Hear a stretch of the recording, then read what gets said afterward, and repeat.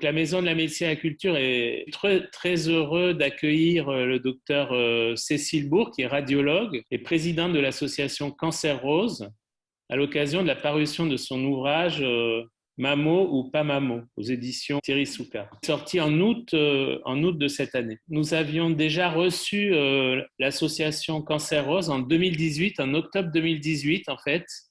On avait fait un ciné-débat à partir du film Cléo de 5 à 7 d'Agnès Varda, qui est le cheminement dans Paris d'une femme à qui on vient de faire une biopsie pour une tumeur et qui attend angoissée les résultats de sa biopsie.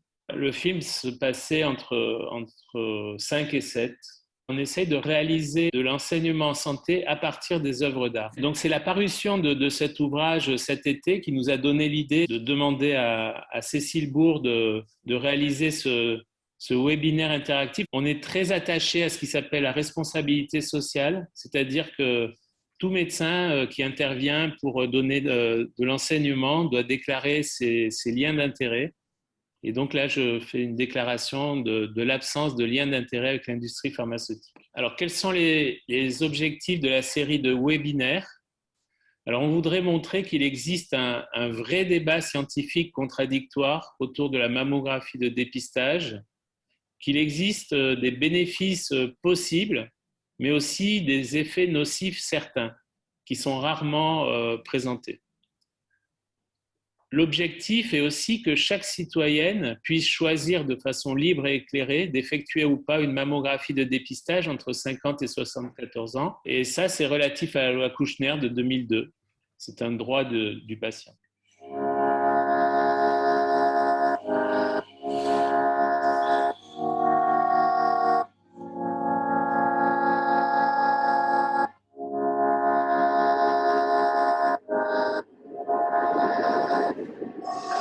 En fait, je ne t'ai pas dit, mais mon collègue, il a eu un cancer. Il était en rémission complète et ça a pris le mois d'après. On l'a enterré en début d'année. Ma soeur aussi, elle a le cancer. C'est cancer du sein. Elle a guéri. Il n'existe pas un type de cancer, mais plusieurs, tous différents. L'histoire naturelle d'une maladie, c'est la description des étapes de cette maladie, c'est-à-dire de son évolution telle qu'elle serait en l'absence de tout traitement. On a longtemps pensé que le cancer était tout d'abord un amas de cellules anormales, d'abord petits, puis qu'il grossissait, progressait, avançait de façon inexorable pour produire ensuite forcément des métastases et conduire fatalement le patient à son décès. Les cancers peuvent être petits sans métastases, petits avec métastases. Les cancers peuvent être grands sans métastases, grands avec métastases. Les métastases, ce sont des tumeurs qui se sont formées à partir de cellules cancéreuses qui se sont détachées de la tumeur première, qui ont ensuite diffusé dans l'ensemble de l'organisme et qui impactent d'autres organes. Tous les cancers n'ont pas la même vitesse de croissance, de progression. En effet, il s'agit plutôt d'un éventail de possibilités imprévisibles.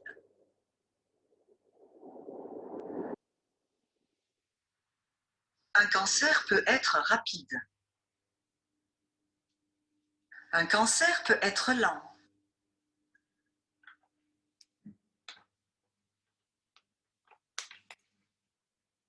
Un cancer peut être dormant.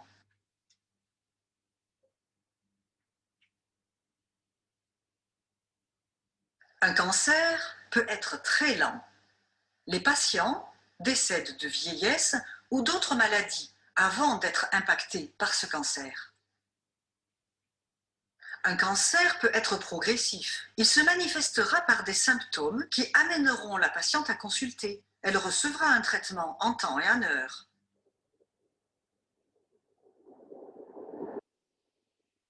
Le cancer rapide n'est pas détecté par le dépistage car il se développe en quelques semaines ou quelques mois, entre deux mammographies. Idéalement, ce sont ces cancers qu'on voudrait arrêter grâce au dépistage. Mais comme ils évoluent vite, ils ne sont pas stoppés.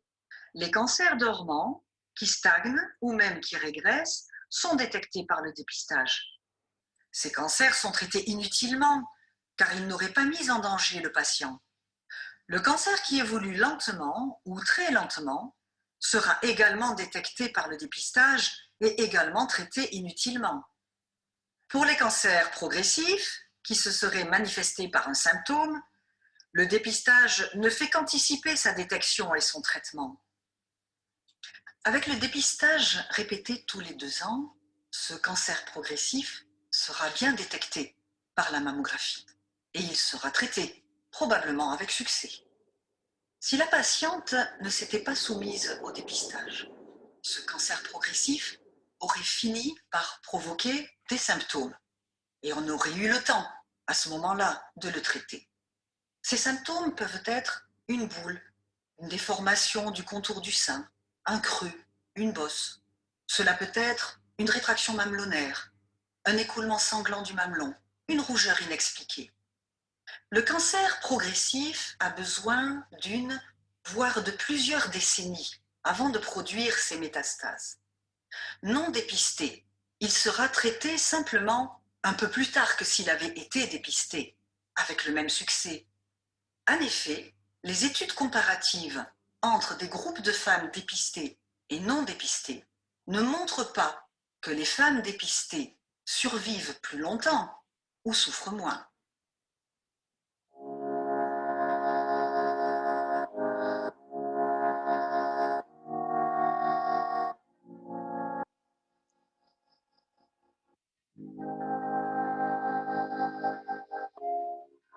Ok. Voilà, donc on va voir un petit peu étudier la mécanique des cancers. Ce qu'il faut bien comprendre, c'est que tous les cancers ne s'expriment pas.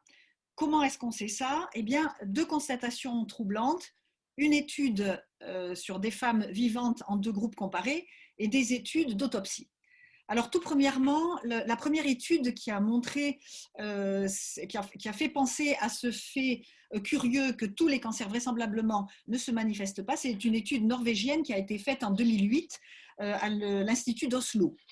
On a pris 2 groupes de femmes, un qui était dépisté tous les 2 ans et un autre, donc c'était le même profil de femmes, de même tranche d'âge, et cet autre groupe n'a été examiné qu'une seule fois au bout de 6 ans. Donc ces femmes-là, ce deuxième groupe, n'étaient pas dépistées régulièrement.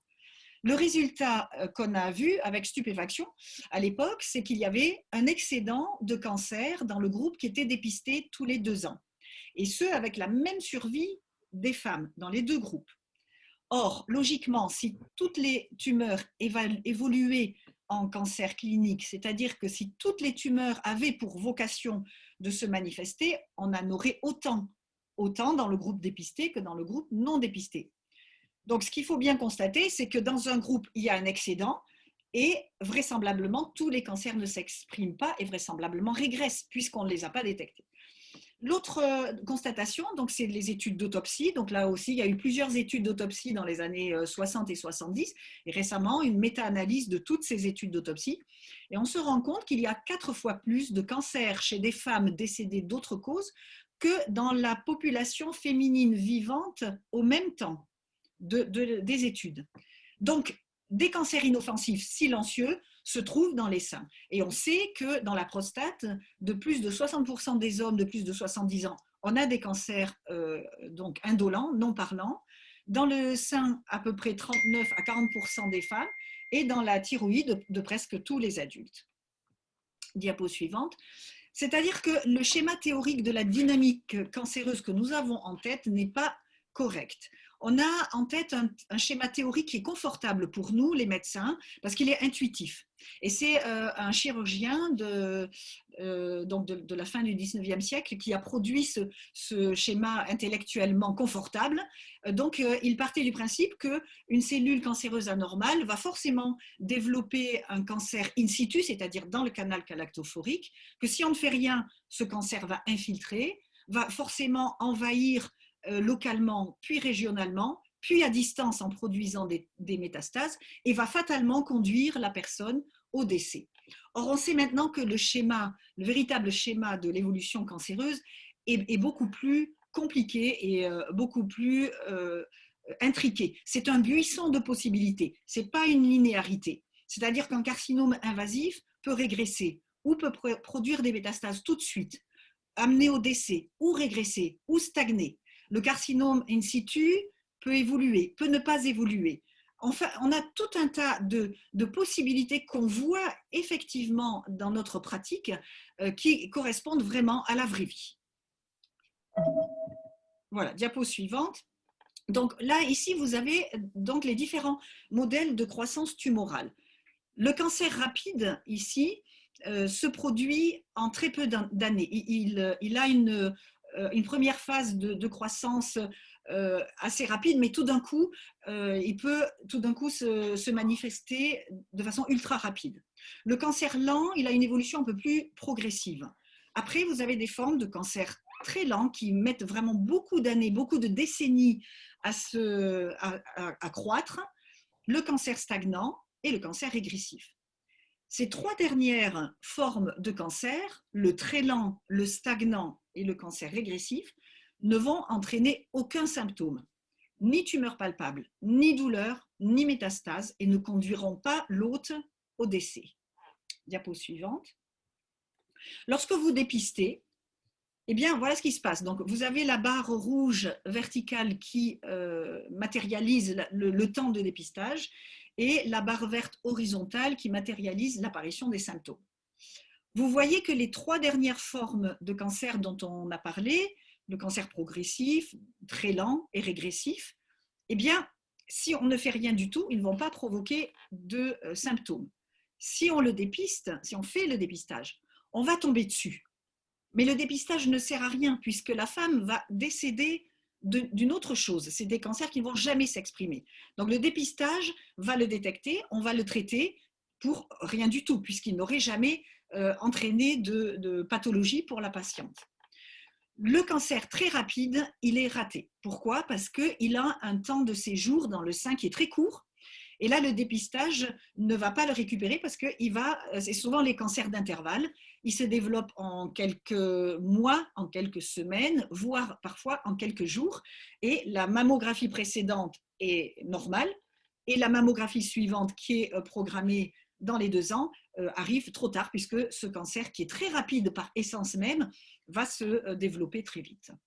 Le cancer lent, il est progressif, il est rattrapé par le dépistage. Donc, on anticipe sa date anniversaire, si vous voulez, mais il se serait manifesté, si on n'avait rien fait, par un symptôme. La patiente aurait consulté en temps et en heure.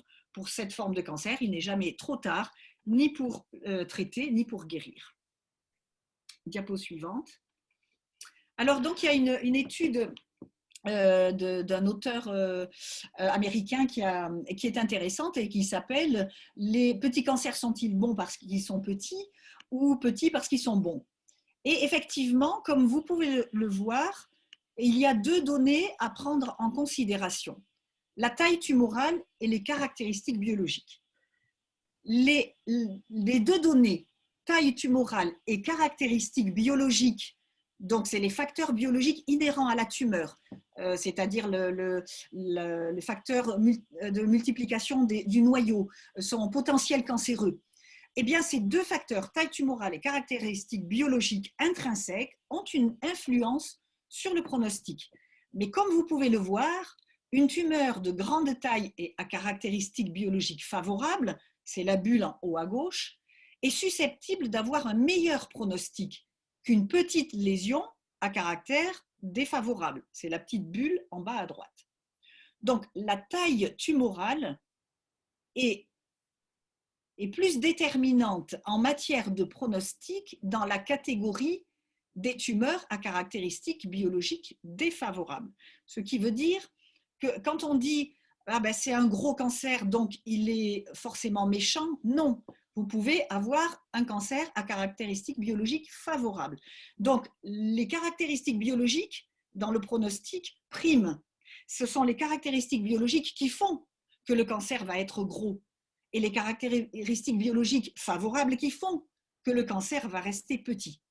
Donc, beaucoup de petites lésions avec des caractéristiques biologiques favorables ne vont pas progresser vers une forme de grande taille durant la vie de la patiente. Les tumeurs de grande taille ne se développent pas forcément à partir des petites, mais bien à partir d'une sous-population de petites lésions qui comportent des facteurs qui sont d'emblée péjoratifs. Et quand vous comprenez la mécanique du cancer et qu'elle n'est pas linéaire comme on le pensait, vous comprenez pourquoi le dépistage ne peut pas marcher. Parce qu'il va sélectionner, recruter, filtrer les cancers qui ont un temps de séjour long dans le sein, donc souvent petits et à caractéristiques biologiques, et qui vont rater les cancers mauvais, de mauvais pronostics, et qui deviennent rapidement gros. C'est-à-dire que gros ne signifie pas tardif. Ce n'est pas parce qu'un cancer est gros qu'il a été pris tard. C'est parce qu'il a un temps de séjour très court dans le sein et qu'il a des caractéristiques tellement péjoratives et tellement agressives qu'il va se développer très vite. Donc, voilà, les grosses tumeurs proviennent d'un réservoir particulier de tumeurs à caractéristiques péjoratives d'emblée. Quelques cas cliniques qui vous illustrent ça. Voici un petit amas de microcalcification. Il s'agissait d'un carcinome canalaire in situ, une image stable pendant 18 ans. Finalement, on l'a quand même opéré. C'était un carcinome canalaire infiltrant, petit, mais pas du tout précoce, et qu'on a opéré, mais qui n'aurait certainement pas mis en danger, qui n'a pas mis en danger la vie de la femme. Diapo suivante. Donc là, c'est l'image un peu en miroir. Vous avez 7 mois d'écart entre ces deux clichés. Vous avez une tumeur de 2,5 cm qui est assez volumineuse, que la femme a palpée, et vous voyez que la mammographie précédente était faussement rassurante, puisque négative, et qu'il a eu besoin, juste ce cancer-là est rapide et n'a eu besoin que de 7 mois pour se développer. Diapo suivante. Voilà donc une histoire. Donc, en mars 1987, on a une image qui régresse, qui est plus petit. Alors, c'est tout en haut de la première image à gauche, tout en haut dans le prolongement axillaire, un peu plus. Voilà. Vous voyez qu'elle régresse un an après, elle est plus petite, donc c'est la petite image à côté. Voilà. Quasiment complètement disparue en octobre 1989. Voilà, là, donc c'est la troisième image. Donc cette femme, souvent c'est des gens qui ne sont pas opérés parce que c'est des observations qu'on peut faire parce que c'est des gens qui ne sont pas opérés tout de suite parce qu'ils ont souvent des pathologies qui nécessitent un traitement avant. Donc on laisse ça de côté, on ne les opère pas, on traite d'abord leur pathologie. Et donc on se rend compte, donc, quelques années plus tard, la tumeur s'est reproduite. Difficile de savoir même si c'est la même tumeur, mais on voit une grosse masse qui s'est développée. Donc vous voyez que un cancer, ça peut avoir une évolution extrêmement fluctuante qui est en tout cas non prévisible. Et dernière diapositive, non, c'est pas avant-dernière. Donc là, un tout petit cancer dans le prolongement axillaire du sein gauche. Hein, vous voyez ce petit nodule. Certains cancers sont parfois même occultes et vous avez des métastases osseuses, donc c'est l'image de droite, qui sont déjà produites. Donc un cancer qui est d'emblée péjoratif, a souvent produit ces métastases à distance, lymphatiques ou osseuses ou dans d'autres organes, même si vous le dépistez, même si par hasard vous faites un dépistage, vous tombez dessus, souvent c'est des cancers suffisamment agressifs qui ont déjà métastasé. Donc le dépistage arrive dans ces cas-là, heureusement rare, mais arrive souvent trop tard. Et la dernière diapositive, donc c'est des cas historiques qu'on ne voit plus trop, mais qu'on peut encore voir. Donc c'est une masse énorme qui a provoqué même une petite excoriation cutanée, ce que vous voyez sur l'image en bas et à droite, hein, il y a comme un trou. Donc c'est un cancer qui commence à grignoter la peau, qui est gros, mais qui n'a envoyé aucune métastase. Cette femme n'a aucune adénopathie. Il est de très bon pronostic, on enlèvera le sein et le problème s'arrêtera là. Voilà, donc tout ça pour conclure, il faut bien comprendre que le schéma n'est pas mécaniciste, n'est pas linéaire, n'est pas progressif et surtout n'est pas prévisible. Et quand on comprend bien que cette évolution de l'histoire naturelle du cancer n'est pas linéaire, en vrai, on a tout compris. On comprend pourquoi le dépistage recrute souvent et pratiquement que des tumeurs à bon pronostic qu'on a anticipées, mais qui, si elles avaient évolué, auraient aussi été traitées en temps et en heure. Pourquoi donc la survie est la même chez les femmes dépistées et non dépistées?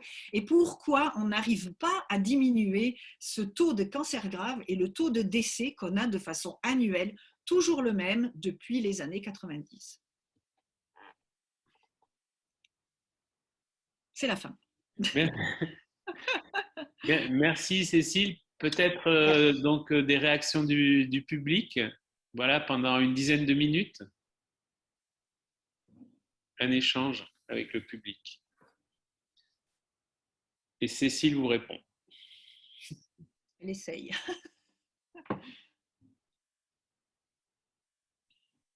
Si personne n'intervient, moi j'ai un petit, en t'écoutant là, Cécile, je me dis, alors moi, patient partenaire, hein, je me dis que peut-être que donc ce système de dépistage systématique, il emmène tant le patient, la patiente, dans le cas du cancer du sein, que le médecin à être moins vigilant entre les phases de dépistage. Oui, oui, je comprends. Je réfléchis toujours à ce que. Bien sûr, bien sûr. Prends ton temps. Je comprends la question, oui. C'est-à-dire que, voilà, c'est les vrais cas qui, moi, m'affolent plus que de diagnostiquer un cancer lent un petit peu plus tard. Moi, ce qui m'affole plus, parce que c'est des cas que j'ai vus, notamment un que j'ai vu, c'est-à-dire que c'est une mammographie qui est faussement rassurante. C'est-à-dire le médecin qui va dire à la dame, bon, écoutez, c'est bien, vous êtes tranquille pour plusieurs années. Donc, j'ai le cas comme ça, clinique, d'une dame d'une cinquantaine d'années qui a fait sa mammographie au mois d'août-septembre et qui reconsulte pour une grosse masse de 4 cm, hein, réellement 4 cm 2 mois après. Et donc, le médecin lui dit, bon, c'est pas possible, votre mammo est normale, c'est une poussée de mastose, il lui donne des anti-inflammatoires, il la tranquillise. Évidemment, la masse diminue un peu parce que souvent, il y a effectivement un contingent inflammatoire autour, hein, c'est vrai, il y a une stromaréaction, et qui vient donc consulter au mois de décembre, et la tumeur est toujours là, et c'est une véritable tumeur. Et donc, ça c'est extrêmement frustrant parce que la dame, la première chose qu'elle dit, mais j'ai été sérieuse, j'ai bien fait mes dépistages, j'ai fait les choses correctement. Et donc, elle ne comprend pas. Donc, c'est frustrant pour la femme et c'est extrêmement déstabilisant pour le médecin qui a de bonne foi, rassuré sa patiente. On l'a dit, la mammographie précédente était normale. On dit partout, vous êtes tranquille pour 2 ans. Et donc, voilà, tout le monde après, là, un petit peu dans le baba, hein, pour parler familièrement. Et c'est triste parce que c'est effectivement des situations qui sont pas agréables à vivre. Et nous, les radiologues, il faut qu'on explique ça. Il faut qu'on explique que le dépistage, c'est pas le collier d'immunité, que c'est pas du tout préventif. Hein. C'est ni préventif, ni prédictif, ni protecteur. Effectivement, c'est une frustration après ces situations-là, oui. Alors, vous pouvez réagir en levant la main pour prendre la parole ou bien en écrivant sur Converser. Domiti voudrait poser une question, enfin, ou réagir. Oui, merci.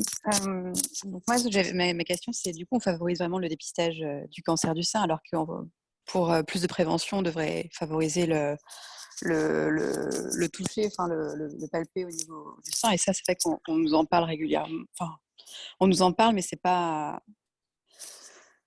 ce qu'il y a de plus fréquent. Enfin voilà, on se repose vraiment sur la même. Alors oui. pourquoi ? Enfin, ma question, c'est du coup pourquoi en fait les médecins favorisent ça et pas la prévention avec la patiente au quotidien ou à remarquer les premiers symptômes justement en fait. En fait, pourquoi la politique s'est orientée là-dessus ? Ouais, c'est une bonne question. Hein. C'est une très bonne question. Il y a beaucoup de. Alors, il faut repartir pour y répondre peut-être à l'origine du dépistage. Le dépistage a été lancé dans les années 60. Et effectivement, si on peut lui accorder un mérite aujourd'hui, c'est qu'il a permis aux femmes au minimum de se déshabiller et au minimum de consulter lorsqu'elles avaient un symptôme. Dans les années 60, je pense que vous avez vous-même cette expérience-là de vos mamans, peut-être plutôt pour les plus jeunes, de vos grands-mères. Les femmes ne se déshabillaient pas, ne s'examinaient pas, et même si elles trouvaient une tumeur ou une boule, elles ne consultaient pas. Et le problème, c'est qu'on voyait arriver véritablement des catastrophes. Donc, si le dépistage, on peut lui accorder ça, c'est qu'il a incité les femmes à venir, à sensibiliser à leur sein, à se palper. Après, c'est vrai qu'il y a eu aussi des études sur l'autopalpation. Alors, on se rend compte que l'autopalpation produit aussi du surdiagnostic et aussi des fausses alertes.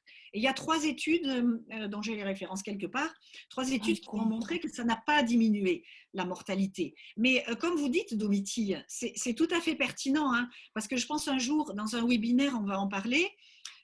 Maintenant, ce que l'OMS essaye de favoriser, il y a un programme en Ukraine qui est développé, c'est le diagnostic clinique précoce.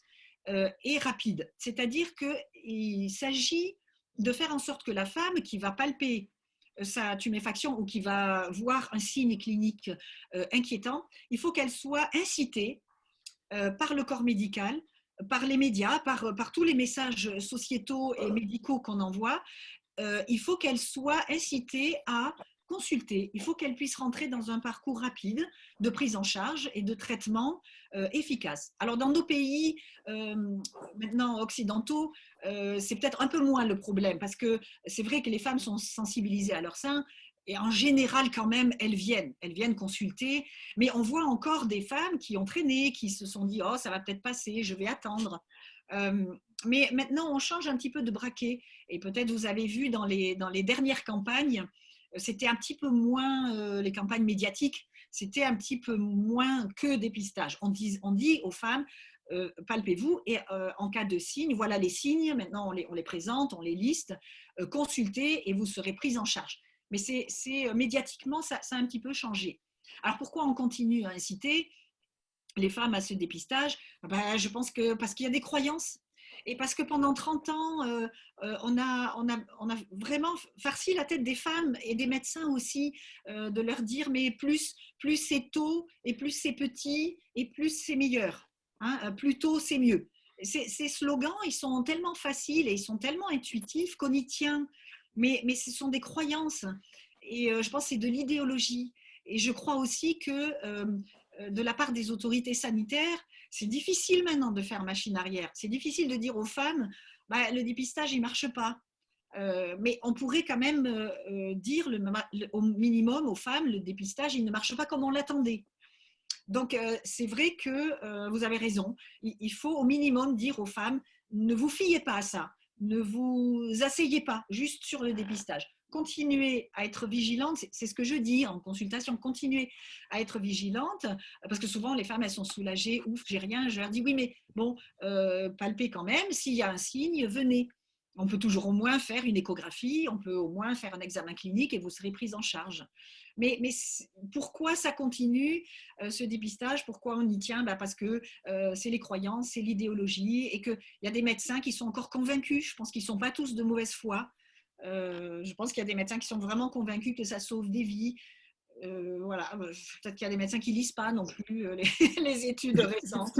Oui, justement, pourquoi ces gynécologues, ces médecins ne s'informent pas? Est-ce que c'est de la mauvaise volonté de leur part ou ils se voilent la face et ils veulent continuer dans à penser qu'ils ont raison? Je ne comprends pas leur attitude. J'ai une gynécologue qui m'oblige à faire un dépistage mammographique. Je ne suis pas du tout d'accord. Et donc, voilà, j'aimerais bien lui faire lire votre livre, docteur Bourg. J'aimerais bien lui photocopier plein d'études scientifiques sur le sujet, mais est-ce qu'elle va les lire? Je ne sais pas. J'ai peur de sa réaction, vraiment. Ça me désole. Je n'ai vraiment pas envie de cette mammographie et elle m'oblige à ma dernière consultation à la faire. Donc voilà, j'ai un peu peur de sa réaction à la prochaine consultation dans 2 ans. Voilà. Et je suis aussi attristée que tous ces gynécologues ne donnent pas de conseils, surtout de prévention avant tout, parce qu'ils parlent beaucoup de dépistage, mais pas de prévention. Et ça me désole aussi. Voilà. Oui, il y a du vrai dans tout ce que vous dites. Hein. C'est la croyance, peut-être la paresse intellectuelle. Hein. Je pense voilà, c'est ça. Ouais, ils sont habitués. Je ne comprends pas cette paresse intellectuelle parce que je ne suis pas médecin et pourtant je me renseigne à droite, à gauche. Je lis vos bouquins, je farfouille sur Internet et je lis les études scientifiques qui quand même ne sont pas récentes. On en parle depuis un certain temps. Et je ne comprends pas cette non-curiosité de ces gynécologues-là. C'est un mystère. Il y en a un, enfin le mien, je lui ai demandé, mais je lui ai dit, mais pourquoi quoi, à un moment donné? Alors il me dit, oui, mais, puis il était impatient, il m'a dit, oui, mais si je ne le prescris pas et qu'il y a un cancer qui survient, je vais être devant le tribunal. Voilà, donc, c'est ça. Aussi, la judiciarisation de la société fait que les médecins veulent un petit peu se protéger. Donc il y a cet aspect-là aussi. Mais alors, je dois dire que j'ai plus facile à discuter avec des médecins traitants et des médecins généralistes qu'avec les gynécos. Ils sont Les plus gynécos, ouverts. ouais, vraiment, réellement plus, parce que je crois que le médecin généraliste, eh ben, il a une vision générale. Alors que le spécialiste, il reste un peu dans ses rails, ça le conforte. Alors, par contre, ce qui est pas normal, mais ce qui est fait aussi dans ma région, c'est il y a un caractère un peu coercitif de la consultation gynéco. C'est-à-dire que chez nous, il y a plusieurs gynécos qui disent aux femmes, si vous n'avez pas la prochaine fois votre mammographie, ne venez pas, je refuse de vous consulter. Ça, le médecin n'a pas le droit. À ce moment-là, il faut lui demander, mais qu'est-ce que vous attendez de ma mammographie et sur quelle étude basez-vous pour me dire que ça va me sauver la vie? Donc là, déjà, il va vous répondre, n'écoutez pas Internet et écoutez ce que je dis. Je pense peut-être la nouvelle génération de gynécologues et de médecins traitants forcément, de généralistes forcément, le message commence quand même à passer. Commence quand même à passer. J'espère. C'est très long, mais j'espère qu'effectivement, ça passera. Et, c'est long. Voilà. Ça passera par les femmes aussi, par les femmes comme vous, qui se renseignent, qui lisent, qui sont curieuses. Oui. Il faudrait aussi que ça soit la même chose de l'autre côté. Et vous n'avez pas le cas de... Enfin, je ne sais pas, est-ce qu'ils acceptent que la patiente signe une décharge si, justement pour ce refus de ne pas faire la mammographie? Est-ce que c'est possible, ça? Oui, vous avez sur la page d'accueil de notre site, les utiles. Il y a une rubrique « Les utiles ». Et tout à fait à droite, vous avez un formulaire téléchargeable qu'on a fait faire avec un juriste. D'accord. On peut vous le téléchargez, vous le remplissez et vous pouvez l'envoyer à la structure départementale de gestion du dépistage en demandant à ce qu'ils vous retirent des fichiers. D'accord. Parce que ça, vous avez le droit de vous soustraire à la convocation. D'accord. Oui, en fait, moi, je reçois aussi donc cette convocation tous les 2 ans, mais aussi une très, très forte incitation de la part de mon gynécologue qui me prescrit cette mammographie-là. Donc, c'est à elle que je dois lui présenter cette décharge également. Alors, il y a une autre alternative éventuellement, c'est que le suivi gynécologique physiologique, c'est-à-dire si vous n'avez pas de pathologie particulière, il peut être fait par le médecin généraliste. Certains généralistes ont une compétence en pédiatrie ou en gynéco. Après, l'autre alternative, c'est les sages-femmes qui ont une autre approche. Souvent, oui, d'accord. Ça peut être autre chose. Voilà. Mais il y a des gynécologues peut-être compréhensifs aussi. Je voulais juste dire que tout ce webinaire en 11 séances, c'est pour répondre à votre questionnement, en fait. C'est pour passer de l'injonction au dépistage à la décision médicale partagée, qui est un droit, c'est la loi Kouchner de 2002. Et donc, vous êtes totalement dans votre droit de demander les avantages et les inconvénients de faire ou de ne pas faire la mammographie de dépistage et de faire le choix que vous désirez, sans que personne ne vous contraigne à quoi que ce soit. D'accord, très très bien. Oui, mais Domiti, elle a raison parce qu'elle dit il faut qu'il y ait une écoute de l'autre côté. Donc, il faut que de l'autre côté, le praticien soit d'accord de faire ça. S'il commence à torcher en disant oui, bon, j'ai pas le temps, écoutez, vous faites ce que je vous dis. Il y a cette attitude-là aussi. Donc, après, c'est une attitude autoritaire. Oui. C'est pour ça qu'il faut proposer des alternatives, c'est-à-dire le médecin traitant, la sage-femme. Voilà. Voilà. Il faut essayer. Et puis, il y a par exemple un site, je crois, sur Paris qui s'appelle Gynenco, en fait, qui seraient des gynécologues qui seraient bienveillants. Voilà, donc Gynenco, et vous pouvez aller voir ceux qui sont dans votre région, par exemple. Ah, mais c'est bon à savoir ça, parce que j'ai beaucoup de patientes qui demandent comment trouver. Voilà, en tout cas, enfin, sous réserve, sous réserve, voilà. Ça s'écrit comment? Je crois que c'est Gynenco. Enfin, ça fait longtemps que je n'ai pas regardé, mais c'est Gynandco. Ce qui est intéressant dans ce site, c'est qu'il n'y a pas de critique des médecins. C'est un site où on n'accepte que les critiques positives des médecins. Et ça, je trouve que c'est une approche qui est très intéressante. Il n'y a aucune critique. On choisit seulement les médecins bienveillants. C'est aussi les sages-femmes. Est-ce que les sages-femmes sont à même de faire des examens gynécologiques? Les sages-femmes, oui, Oui. j'ai envoyé le lien de Gyn Co. Je vous l'ai envoyé. Les sages-femmes ont depuis peu un élargissement de leurs compétences. Donc, D'accord. elles peuvent suivre, elles font beaucoup de choses. Hein. Elles peuvent suivre la ménopause physiologique. Après, quand il y a une pathologie, effectivement, elles vous adressent vers un Oui. éco-médical ou un gynéco-chirurgien. Hein. Mais elles peuvent faire le suivi tout venant, quoi, sans problème. Ils sont formés à ça. Mais je vous dis, il y a des fois des généralistes. Chez nous, en ANA, ils sont tout à fait compétents. Hein. Ouais, vraiment, j'aurais confiance. Alors, Ok, très bien, merci.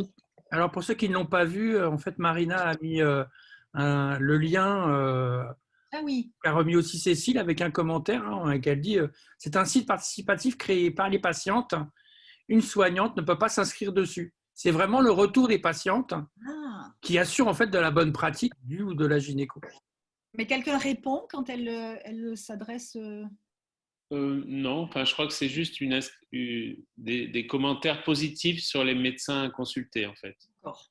Ben, c'est déjà pas mal. Hein. Et ce qui est intéressant, c'est qu'il n'y a pas de commentaires négatifs. Il y a juste la valorisation de certaines bonnes pratiques. C'est ça. Par rapport à d'autres tendances qu'on pourra avoir sur les autres. Après, c'est sous réserve. Hein. On ne sait pas exactement qui a écrit les commentaires. Enfin, voilà. Alors, on peut peut-être passer à l'atelier suivant. Donc, l'atelier suivant, c'est comme la dernière fois, c'est un atelier d'écriture narrative. Et en fait, on a réfléchi à une consigne. Tu veux la lire, Cécile? Oui. Alors, la situation. Vous accompagnez à la boulangerie une personne de votre famille qui achète un gâteau d'anniversaire pour ses 60 ans. À la sortie, elle vous montre le SMS qu'elle vient de recevoir. Bonjour, vous êtes invité à vous rendre au centre de radiologie le plus proche afin de réaliser votre 6e mammographie de dépistage. L'examen est gratuit. Nous vous souhaitons un joyeux anniversaire. Quelle est votre réaction? Vous avez 5 à 10 minutes pour préparer une intervention écrite ou orale. Si vous voulez préparer un petit texte, et on se retrouve vers 19h, 19h05. Pour commencer, on voulait partir d'un texte qu'on a reçu en amont de la réunion par une personne qui ne désirait pas donner son nom. Et voilà, c'est Marielle. Si tu veux, Marielle. Oui. Associer un message de souhait de joyeux anniversaire avec une invitation pour un dépistage d'un cancer est vraiment maladroit, pour ne pas dire cynique, quand on connaît l'angoisse que provoque un dépistage d'un cancer et comment cet examen est désagréable et douloureux. De plus, un message SMS est inapproprié, car il ne permet pas de présenter une information complète. Un SMS, par définition, est un message court et réduit à l'essentiel pour transmettre et recevoir des informations rapides. Les messages SMS sont généralement lus en se trouvant à divers endroits et pas forcément chez soi. Dans un magasin, la preuve ici à la boulangerie, dans les transports en commun, dans une salle d'attente. Or, pour une telle information, on a besoin plutôt de se poser et réfléchir dans le calme, chez soi. Ce message a certainement un rôle incitatif, surtout puisqu'il est reçu sur son téléphone mobile en provenance d'une autorité de santé. Il peut être considéré comme un message très important auquel il faut donner suite absolument dans l'urgence, dès sa réception, et se rendre sans perdre du temps dans le centre de radiologie le plus proche. C'est aussi un message intrusif dans sa vie privée. Cette méthode est à l'opposé d'une démarche de décision éclairée, en toute connaissance de cause, base d'une information complète et neutre, sans incitation. J'indiquerai à cette personne d'attendre d'abord, de fêter son anniversaire et s'occuper plus tard de cet SMS qui est probablement un rappel pour une lettre reçue ou qu'elle va recevoir par la poste. Et dès qu'elle aura l'opportunité, et pas dans l'urgence ou dans la précipitation, je lui conseillerai de rendre visite à son médecin, lui demander les informations nécessaires et discuter sa situation personnelle, puis faire son choix de faire ou pas faire cette mammographie de dépistage pour ses 60 ans. Merci, Marielle. Voilà, est-ce que certaines personnes désirent partager leur texte? On prendra 2 ou 3 textes, si possible. Il y a Nolwenn. Nolwenn. Bonsoir à tous. Du coup, moi, je me présente, je m'appelle Nolwenn, donc, et je suis jeune médecin généraliste, encore remplaçante sur la Haute-Loire. Je le précise parce que du coup, quand j'ai écrit, je me suis projetée dans le scénario avec ma casquette. L'INCa, c'est y mettre les formes, hein. Sérieusement, c'est vachement frontal comme démarche. Je note quand même que ce message est assez autoritaire. Pas de voie d'échappatoire possible, dis donc. Et toi, tu les fais régulièrement, tes mammos? Ton suivi gynéco, c'est ton médecin traitant ou bien un gynéco qui l'assure? Parce que bon, il y a quand même moyen de nuancer cette invitation dictatoriale, hein. Avant de débouler à la mammo, tu pourrais rencontrer ton médecin traitant, en discuter avec lui. Je t'ai déjà dit, Tati, moi je veux pas te prendre en soin, mais ce type de message me heurte. Il n'invite pas au dialogue, même pas un lien d'infos complémentaires, quoi. Pourtant, on sait bien que c'est pas tout blanc tout noir le dépistage par mammographie. Bon, je ne vais pas me lancer là-dedans tout de suite. On va plutôt enchaîner avec le caviste pour le champagne, comme on avait dit. Mais dans la semaine, je t'enverrai un graphique assez parlant sur les risques du surdiagnostic à cause du dépistage. Ce que j'ai l'habitude de dire à mes patientes, c'est que ce dépistage a un intérêt à exister. Mais il ne fait pas tout et il y a pas mal de choses à dire autour pour que la décision soit, comme on dit bien dans le jargon, éclairée et bien partagée avec toi. Car ce sont quand même tes boobs, hein? Super. Bravo, merci. Génial, merci beaucoup. Merci. Oh, deux écrivaines, hein. C'est bien. Mais les deux relèvent un petit peu le terme invitation, hein, remettent en question le terme invitation, hein, c'est vrai, hein, ça n'a rien d'une invitation, ça, hein. C'est une convocation. Un petit texte. Celui-là, s'il vous plaît. Le gâteau mystère? Oui, s'il vous plaît. Le plus beau, le plus gros des gâteaux de la vitrine, trônant fièrement sur son présentoir. La boulangère le sort de la vitrine par un mouvement de rotation habile de son avant-bras, la mine fière. Puis elle emballe dans une boîte décorative festive ce magnifique mystère avec une mise en scène so chic. Dling!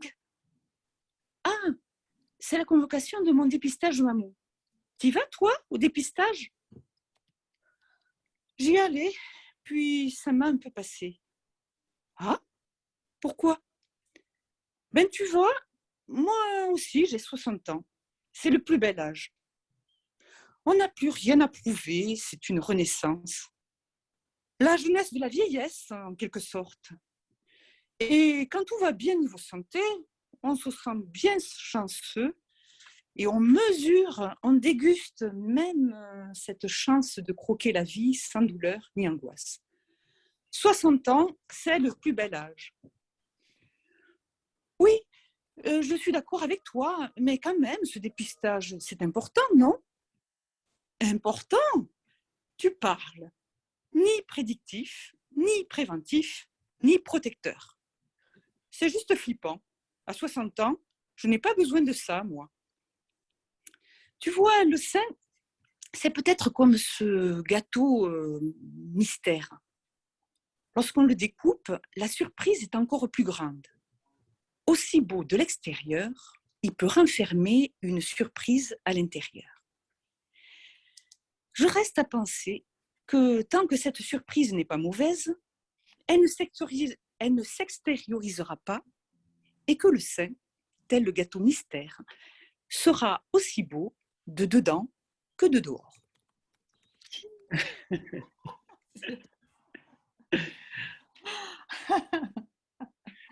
Bravo, bravo. Ouais. Il faudrait les publier, hein, ces textes. Ils seront sur la bande vidéo. Super. Puisque la séance est enregistrée. C'est difficile de passer derrière tous ces textes, mais peut-être quelqu'un veut oser partager un texte. En attendant que quelqu'un partage, donc j'avais préparé un texte en fait qui est un extrait d'un livre en fait. Et en fait, c'est la dernière radio qu'a présentée Cécile qui m'a fait penser à ce texte. Je me suis souvenu de ce texte que j'avais lu il y a plusieurs années et donc j'ai eu envie de vous le partager. Dominique Gros, qui est radiologue, Dans le chapitre Miracle et régression spontanée de son ouvrage Cancer du sein entre raison et sentiment, donc édition Springer 2009, présente la toile Le miracle de Béatrice Crespi, peinte par Giovanni Battista, qui est dit El Cerano, et c'est une toile que Dominique Gros a vue dans une exposition à Milan, au Palazzo Reale. Et il écrit, donc, affecté d'un cancer au sein droit qui ne guérissait pas, malgré les soins des médecins les plus renommés, cette femme fut guérie par Saint Charles. Y a-t-il eu miracle? J'aimerais, quant à moi, faire porter le débat ailleurs. S'il est suffisamment ancien dans le métier, tout cancérologue sait d'expérience que de tous les cancers qui peuvent affecter le corps humain, aucun n'est plus variable et imprévisible dans son évolution que celui du sein féminin. Même sans aucun traitement, certains évoluent avec une lenteur extrême, d'autres demeurent presque immobiles et stables pendant des années sans gêner la patiente. Quelques-uns font preuve de longues périodes de mutisme, puis réapparaissent de nombreuses années après avoir été soignés. À l'inverse, quels que soient les traitements, d'autres croissent, essaiment, métastasent en quelques semaines ou mois. Je me souviens d'Irma, c'était en 1980. Yeux vifs, perçants, elle avait un visage décidé, autoritaire.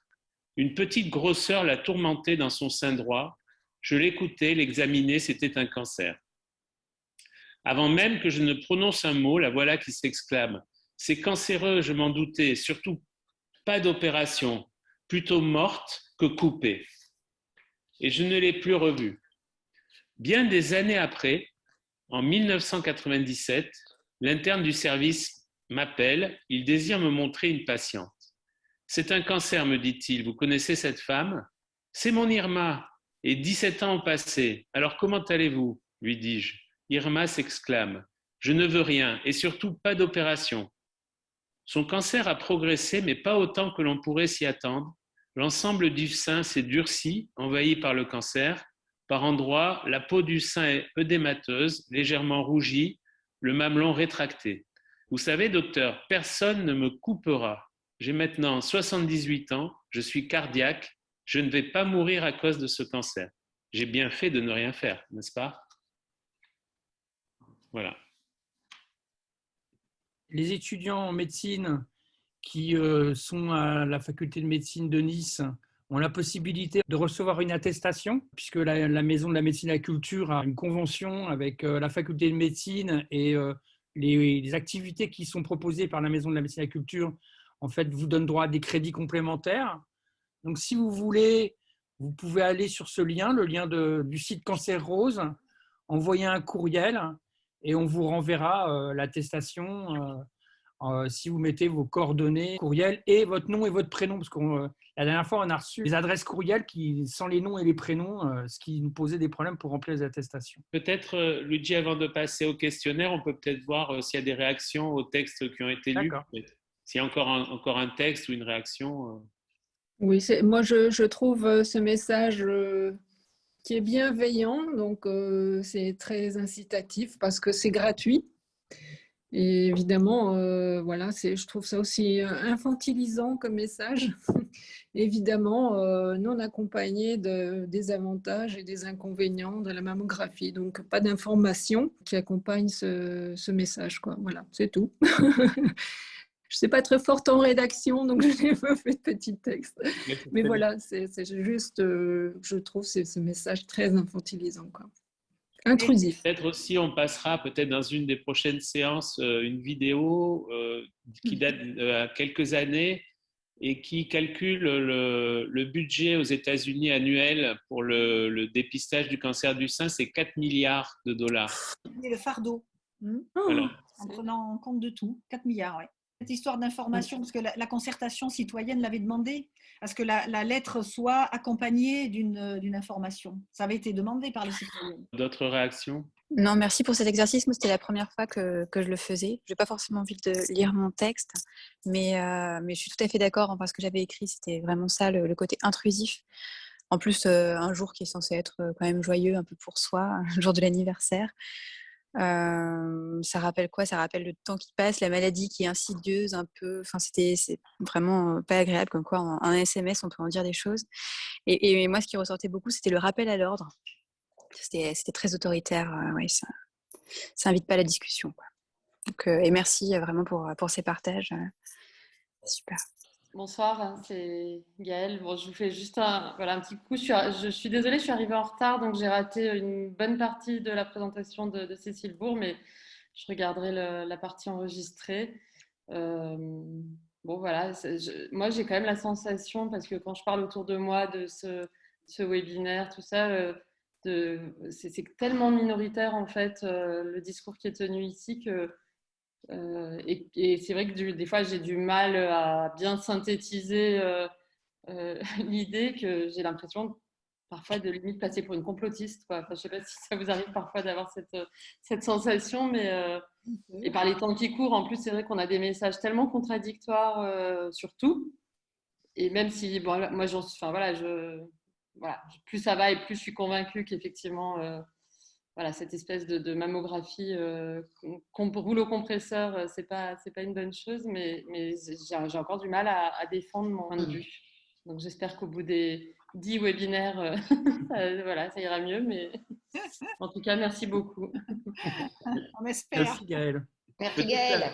Ça peut être un thème d'une des séances. Sommes-nous complotistes? Je trouve que c'est intéressant pour discuter justement des incitations commerciales au dépistage, etc. Enfin, c'est une thématique qui est intéressante. Et justement, là, on va vous partager un questionnaire pour avoir vos réactions anonymes, hein, je pense. Il est déjà en zone texte, oui, c'est anonyme. Ouais. Voilà, donc dans le texte, voilà, pour avoir vos réactions à la séance et des propositions pour la prochaine séance. Et à partir de ce que vous aurez partagé, on construira la prochaine séance.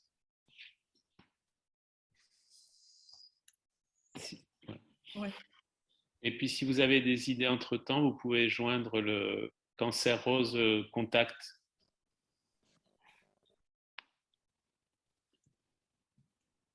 On a prévu que le prochain webinaire se tiendrait donc le mercredi 19 janvier à 18h30.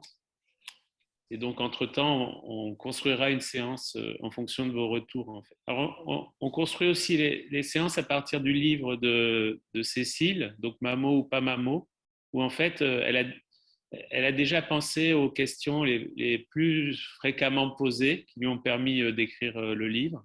Et puis là, on voudrait vous associer à cette construction, en fait. Donc, en allant sur le site Cancer Rose, en fait, en plus de trouver beaucoup d'informations, vous pourrez retrouver le premier webinaire et puis celui-là hein, qu'on mettra à la file sur le site. En fait. On est soutenu aussi par le journal La Strada, dans lequel on publie chaque mois une rubrique culture du soin, spécifiquement dédiée à ces webinaires, Mamo ou pas Mamo.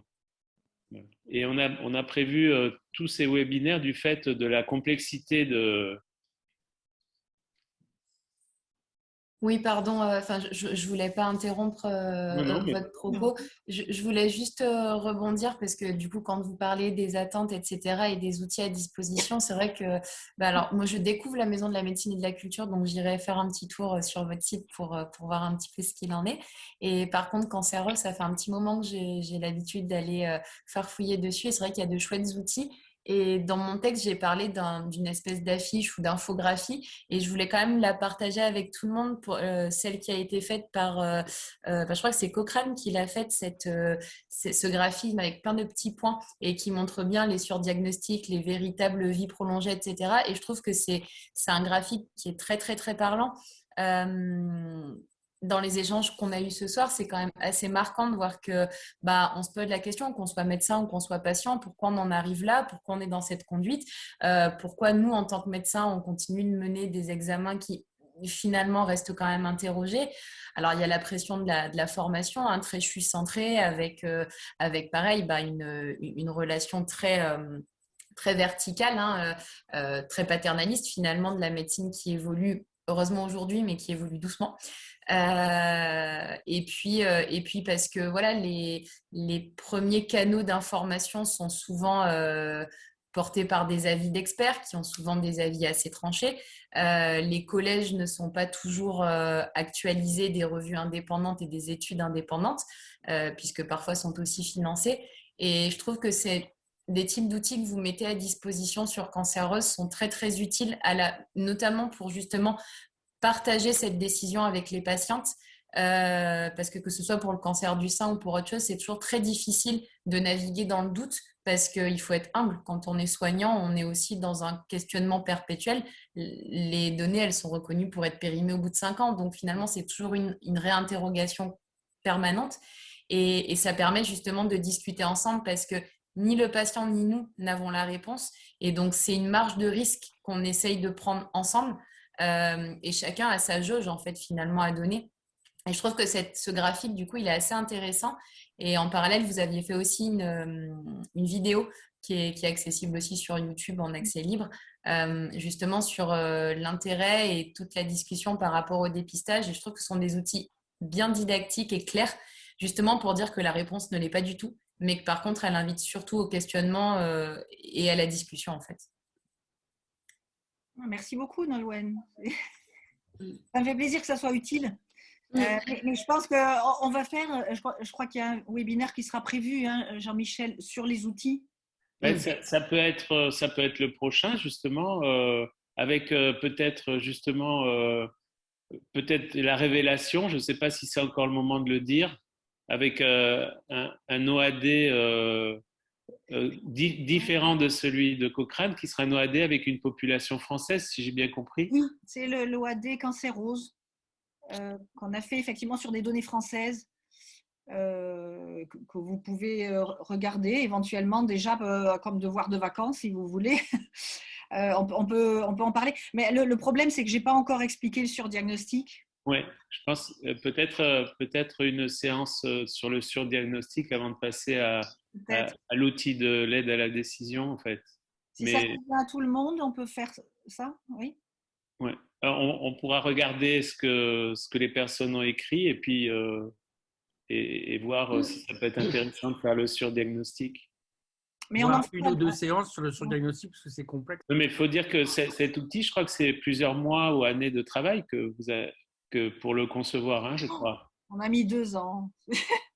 On a mis 2 ans parce que l'épidémiologie en France, c'est calamiteux parce que les données, elles diffèrent d'un site à l'autre. Et puis, des fois, il y a des rapports qui sortent puis qui sont révisés. Donc, normalement, c'est tous les 5 ans. Puis tout d'un coup, il y en a un intermédiaire 2 ans après. Vraiment, on est devenu à moitié fou. Hein. C'était dur, hein, là, les données à la française, parce qu'on n'a pas de registre du cancer national. Donc, il y a 14 registres qui sont un petit peu moulinés. Donc, d'un institut à l'autre, ça diffère. Vraiment, l'épidémiologie en France, elle est vraiment compliquée à faire. Donc, 2013, c'était le tableau collaboration Cochrane, hein, je pense qui est vraiment bien fait. Ouais. Comme disait Nolwenn. Et puis 2022, ça sera Cancérose, OAD Cancérose. Hein. Oui, on verra. En tout cas, il faudra vos retours. De toute façon, alors, dans la séance où on le fera, on l'annoncera, il faudra vos retours parce que nous, notre OAD, il va être aussi participatif. Il est peut-être un peu compliqué, là, je pense, comme il est là. Donc, on va profiter de vos relectures à vous, de vos retours à vous pour l'améliorer, le simplifier, le compléter, etc. Hein. Là, il est touffu, donc il vient de sortir, il est tout chaud. Il faudra peut-être faire quelques jeux de rôle, en fait. Oui. Un médecin, un patient, pour voir un peu s'il est fonctionnel, en fait. Oui, il faut qu'on prépare ça, oui, clairement. Ça fait partie de projets qu'on commence à vous dévoiler. Voilà. Demi-révélation. OK. Et ben voilà, on arrive au bout et on a respecté le temps. Donc, ouais, on est fort, hein. On respecte les temps.